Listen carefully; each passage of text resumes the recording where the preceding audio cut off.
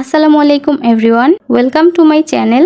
আজকে আমি সহজভাবে মুচমুচে চিকেন ফিঙ্গার্স বা চিকেন ফ্রাই তৈরি করে দেখাবো। ঘরোয়া উপকরণে একদমই কম মশলায় চিকেন ফিঙ্গার্সগুলো তৈরি করে নেওয়া যাবে। যেহেতু বাচ্চারা চিকেনটা অনেক বেশি পছন্দ করে, তাই আপনারা একদমই ঝটপটভাবে এই চিকেন ফ্রাইটা তৈরি করে দিতে পারবেন। একদমই নতুন আর সহজ ওয়েতে রেসিপিটি আপনাদের সাথে শেয়ার করার চেষ্টা করেছি। এইভাবে একবার এই চিকেন ফিঙ্গার্সটা বাসায় তৈরি করে দেখবেন, পরিবারের ছোট থেকে বড় সবাই খুবই পছন্দ করবে। তাহলে আর কথা না বাড়িয়ে আমি রেসিপিতে চলে যাচ্ছি। চিকেন ফিঙ্গার্স তৈরি করার জন্য আমাদের এখানে লাগবে হাড় ছাড়া মুরগির বুকের মাংস। এখানে আমি 500 গ্রাম মুরগির বুকের মাংস নিয়ে নিয়েছি, আর মাংসগুলোকে আমি একটু চিকন আর লম্বা করে কেটে নিচ্ছি। তবে আমি এই মাংসগুলোকে একদমই চিকন করে ফেলিনি। আপনারা একটু খেয়াল করলে বুঝতে পারবেন যে আমি ঠিক কিভাবে করে নিয়েছি।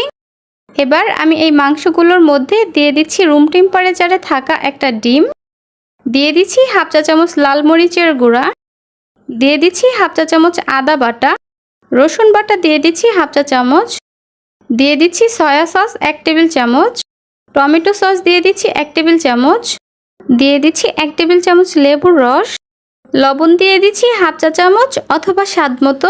যেহেতু আমি এখানে সয়া সস দিয়েছি, তাই লবণটা একটু বুঝে দিতে হবে, কারণ সয়া সসে লবণ থাকে। এবার আমি এখানে দিয়ে দিচ্ছি 1/4 টিস্পুন গরম মশলার গুঁড়া, দিয়ে দিচ্ছি হাফ চা চামচ কালো গোলমরিচের গুঁড়া। এখন আমি চিকেনের সঙ্গে এই সব মশলাগুলোকে খুব ভালো মতো মিশিয়ে নিব। সব কিছুকে ভালো মতো মিশিয়ে নেওয়ার পর এবার আমি এই চিকেনগুলোকে রেস্টে রেখে দেব 10 মিনিটের জন্য। আর এই 10 মিনিটে আমি কোটিংয়ের জন্য বাকি প্রিপারেশনটা করে নিব। প্রথমে আমি একটা মিক্সিং বোলে নিয়ে নিচ্ছি 1 কাপ ময়দা। এরপর এখানে দিয়ে দিচ্ছি 1 চা চামচ লাল মরিচের গুঁড়া, লবণ দিয়ে দিচ্ছি 1/4 টিস্পুন, দিয়ে দিচ্ছি হাফ চা চামচ কালো গোলমরিচের গুঁড়া। এখন আমি এই সব উপকরণগুলোকে একসঙ্গে খুব ভালো মতো মিশিয়ে নিচ্ছি। এরপর আমি এই শুকনো উপকরণগুলোর উপরে হাত দিয়ে এভাবে ছিটিয়ে পানি দিতে থাকবো আর মিশাতে থাকবো। এই কাজটা করার কারণে চিকেন ফিঙ্গার্সের কোটিংটা অনেক বেশি মুচমুচে হবে আর অনেক বেশি সময় ধরে একই রকম ভাবে মুচমুচে থাকবে। বারবার কিন্তু আমি একইভাবে পানি দিয়েছি আর মিশিয়ে নিয়েছি। এখন কিন্তু এই শুকনো উপকরণগুলোর অবস্থা ঠিক এরকম হয়েছে। এখন এগুলোকে আমি একটা ছাঁকনিতে নিয়ে নিচ্ছি, আর এক্সট্রা যে ময়দাগুলো আছে সেগুলোকে আমি ছেঁকে নিচ্ছি। ছেঁকে নেওয়ার পর এখানে যে ক্রাম্বসগুলো তৈরি হয়েছে সেগুলোকে আমি একটা প্লেটে ঢেলে নিচ্ছি। এগুলো এখন দেখতে ঠিক এরকম হয়েছে।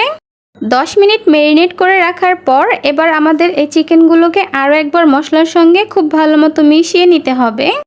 এরপর আমি শুধু চিকেনগুলোকে মশলা থেকে আলাদা করে নিব। ছেঁকে নেওয়ার পর যে শুকনো ময়দার মিশ্রণগুলি ছিল সেগুলোকে আমি একটা বাটিতে নিয়ে নিচ্ছি। এর মধ্যে আমি দিয়ে দিচ্ছি চিকেন ম্যারিনেট করে রাখা এক্সট্রা যেই মশলাগুলো ছিল সেগুলো।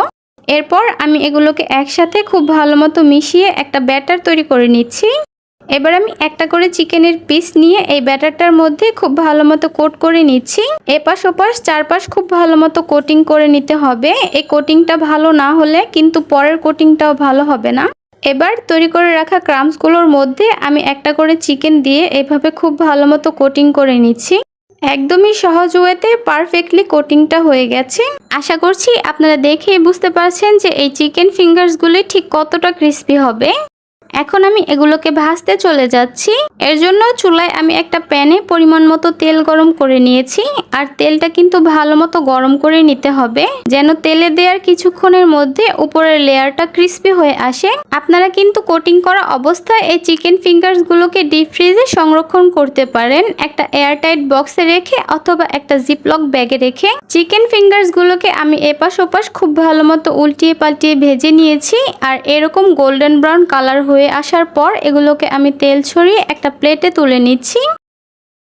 ব্যাস তৈরি হয়ে গেল একদমই নতুন আর সহজ ওয়েতে ভীষণ মজাদার মুচমুচে চিকেন ফিঙ্গার্স অথবা চিকেন ফ্রাই। এই চিকেন ফিঙ্গার্সগুলো কিন্তু উপর থেকে অনেক বেশি ক্রিস্পি হয়েছে। আপনারা এইভাবে একবার বাসায় তৈরি করে দেখবেন, একদমই পারফেক্ট হবে। বিকেলের নাস্তায় অথবা বাচ্চাদের টিফিনেও এই চিকেন ফিঙ্গার্সটা ঝটপট তৈরি করে দিতে পারবেন। উপরটা অনেক বেশি ক্রিস্পি হয়েছে আর ভিতরটা সফট আর জুসি হয়েছে। আপনারা এই চিকেন ফিঙ্গার্সগুলো একবার বাসায় তৈরি করে দেখবেন, পরিবারের ছোট থেকে বড় সবাই খুবই পছন্দ করবে। আশা করছি আমার আজকের এই সহজ আর মজাদার রেসিপিটি আপনাদের কাছে ভালো লেগেছে। লেগেছে। তাহলে আজ এ পর্যন্তই। সবাই অনেক বেশি ভালো থাকবেন, সুস্থ থাকবেন। আল্লাহ হাফেজ।